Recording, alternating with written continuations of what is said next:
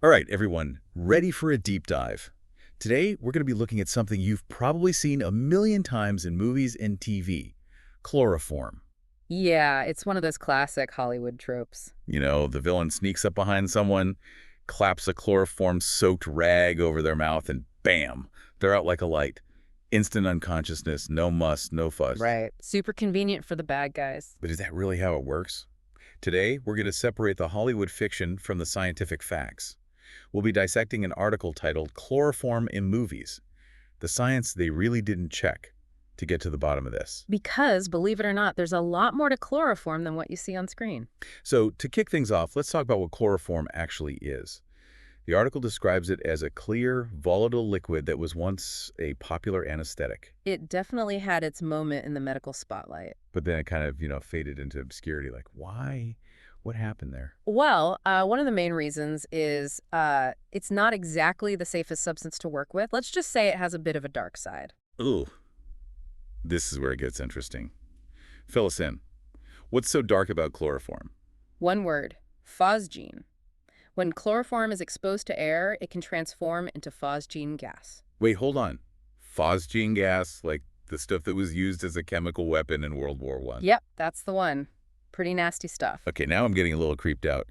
So this seemingly harmless liquid can morph into a deadly gas. Basically, yeah. You could say it's a bit like that friend who's fun at parties, but leave him alone too long and things get toxic. Okay, that's a perfect analogy. So how does this transformation actually happen? Walk us through the chemistry here. Sure. So chloroform, it's CHClU, reacts with oxygen, that's O euro, in the air. Got it. So when these two meet up, what happens next? And then you get phosgene, which is COClO, and hydrochloric acid, which is HClO. So two chloroform molecules and some oxygen get together and decide to have a toxic little get-together, forming phosgene and hydrochloric acid as their delightful party favors. Yeah, pretty much. And it doesn't always take much to get this party started either. Things like sunlight or UV light, they can speed up the process, act as like catalysts. Catalysts. So Yeah. even a bit of sunshine can turn this chloroform into a weapon. That's kind of terrifying, actually. Yeah, it's definitely not something to mess around with. And that's something they always get wrong in movies and TV shows, right? Yeah. Like how easy it is to use chloroform to knock someone out. Oh, yeah, that's a huge misconception. So how does it actually work? Well, inhaling chloroform, it doesn't knock you out instantly, like they show in the movies. Oh, really? So what actually happens? It takes, it takes several minutes of constant exposure to even start having a sedative effect. And even then, it's really risky because you could easily overdose. So those scenes where someone gets a quick whiff of chloroform and just collapses? Pure Hollywood magic. Okay, so it's not this instant knockout drug Hollywood makes it out to be, but it was used as an anesthetic, right? Right. But that's where things get even more interesting. You see, chloroform, it's a central nervous system depressant. So it's basically like hitting the off switch for your brain and body. Yeah, you could say that. It disrupts the transmission of nerve signals, the ones that are essential for, like, well, pretty much everything your body does. Including consciousness. Including consciousness, yeah. Wow.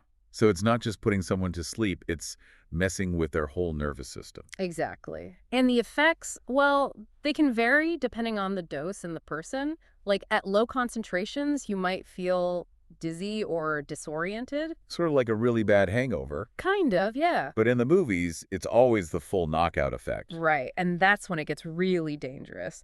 Higher concentrations can lead to unconsciousness, but it's a very fine line between that and respiratory failure. Or even cardiac arrest. Yeah, or even cardiac arrest. So those Hollywood scenes where someone just passes out peacefully after a sniff of chloroform. Not even remotely realistic.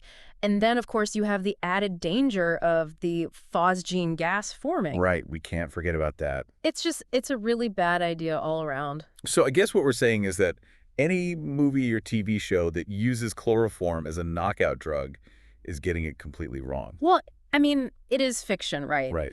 They're allowed to take some liberties for entertainment's sake.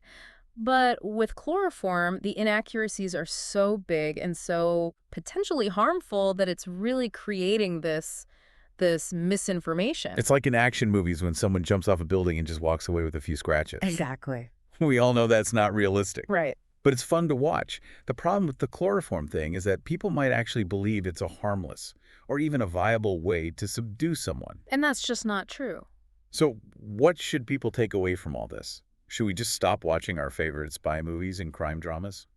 I don't think so. I think it's more about being aware of the inaccuracies and not letting fiction distort our view of reality. Like, just because something works in a movie doesn't mean it's safe or even possible in the real world. It's like, Exactly. we can all enjoy Jurassic Park even though we know the dinosaurs aren't real. Right. We can still appreciate the entertainment value, Yeah. even though we know they're taking liberties with the science. Precisely. And with chloroform, given the potential risks, being informed is so important. We need to separate the Hollywood fantasy from the scientific reality. Okay, so let's shift gears a little bit. You mentioned earlier that chloroform was used as an anesthetic. Tell us a little more about that. Why did they stop using it? Well, it's actually a pretty fascinating chapter in medical history. I bet. So chloroform was discovered in the 1830s.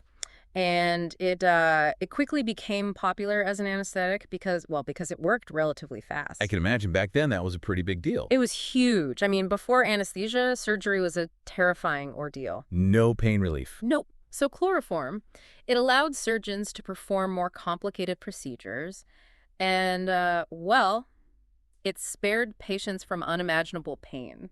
I bet.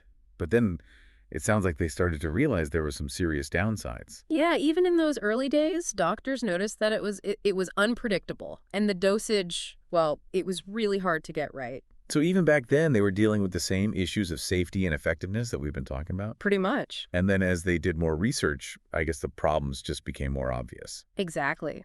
It became really clear the chloroform could cause serious damage to the liver and kidneys. And the risk of fatal complications, well, it was just too high. I imagine they didn't have the same kind of monitoring equipment and life support systems back then either. Nope, definitely not. Managing anesthesia back then, it was much more basic. So the margin for error was even smaller. Much smaller. So basically, as soon as safer and more effective anesthetics were developed, chloroform was out. Exactly. It was phased out of medical practice pretty quickly. It's a good example of how science works, isn't it? Absolutely. We learn from our mistakes, we refine our knowledge, and we come up with better solutions. And that process never really stops. Even today, there are researchers working to make anesthetics even safer and more effective. It's amazing to think how far we've come from the days of chloroform-soaked rags. Well, it really is. But I guess the key takeaway here is that even substances that seem simple can have really complex and potentially dangerous effects. Right. We should never underestimate the power of chemistry, both in a lab and in our everyday lives. I completely agree. It's a good reminder to be cautious and to always do your research before you interact with any substance. Before we finish up this deep dive into the world of chloroform, Yeah. something I've been thinking about, we've talked about how Hollywood gets the science wrong and how dangerous that can be, but what about the cultural implications? What does it say about us that we're so fascinated with these quick fixes? That's an interesting question, and I think it reflects a larger trend that we see in society today. Oh, so? Well, we live in a world that values speed and convenience over accuracy and caution. We want instant results, quick solutions. We're always looking for that magic bullet. Exactly. Whether it's a diet pill that promises effortless weight loss or a miracle cure for some complex disease. And the chloroform trope, well, it just feeds into that fantasy. It does, doesn't it? It makes it seem like you can just knock someone out, no problem, no consequences. Exactly. But as we've discussed, that's just not the reality. It's a good reminder that real-world science is rarely as neat and tidy as it's portrayed in fiction. Right. There are often trade-offs, uncertainties, unintended consequences, Absolutely. and it's our responsibility, I think, to be informed and to think critically about the information we're consuming. I couldn't agree more. Well said. Well, it looks like we've come to the end of our deep dive into chloroform. We've talked about the science, the history, the cultural implications. And busted some myths along the way. Exactly. So to wrap things up, I think the biggest takeaway here is the importance of scientific literacy. And critical thinking. Absolutely. Those are essential skills for navigating our world. They really are. So everyone listening, remember to question what you see and hear, especially when it comes to science. The real world is full of amazing discoveries, but it's so important to be aware of the potential risks too. And never underestimate the power of a good question. Curiosity, I mean, that's what drives scientific progress. Well said. And on that note, I have one final thought for you all to chew on. If something as seemingly simple as chloroform can be so misunderstood, what other everyday substances or scientific concepts might be hiding a more complex reality? That's a great question to ponder. So keep those brains buzzing, and we'll catch you on our next deep dive. Until then, stay curious and stay informed. Yeah, that's a really good point. It makes you think about all the other ways Hollywood plays fast and loose with science. Oh, absolutely.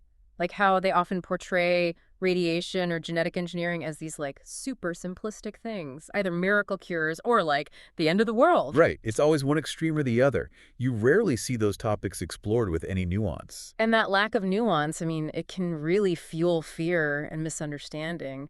It can even lead people to resist scientific advancements that could have huge benefits for us. It's like we get stuck in this binary way of thinking, good or bad, safe or dangerous. Hmm. But science it's rarely that black and white. It's about understanding the complexity, weighing the risks and benefits, and making informed decisions based on evidence. Exactly. Like think about nuclear energy. Oh yeah, good example. Movies often show it as this disaster waiting to happen, but in reality, it's a potential source of clean energy. It has its own challenges, sure, but it's much more complex than the apocalyptic scenarios we often see. So I guess the message here is don't let those Hollywood portrayals shape your understanding of science. Right. We have to dig deeper, ask questions, and form our own opinions based on the facts. And that's really what we're trying to do with these deep dives, right? Mhm. We're taking these complex subjects and trying to unpack them, to explore the nuances and encourage critical thinking. Well said. It seems like we've come full circle on our exploration of chloroform. Yeah, we have. We've covered the science, the history, the cultural implications. We've busted some myths. And hopefully we've inspired some of our listeners to be a little more curious and a little more skeptical. Exactly. Remember, the next time you come across a scientific idea or substance that seems simple, take a moment to really think about it. Question those assumptions. Yeah. And maybe even do a little research of your own. Because there's always more to the story than meets the eye. That's a great point. Huh. Well, on that note, thanks for joining us on this deep dive into the weird and sometimes dangerous world of chloroform. That's been a pleasure. Until next time, stay curious, everyone, and keep those critical thinking skills sharp.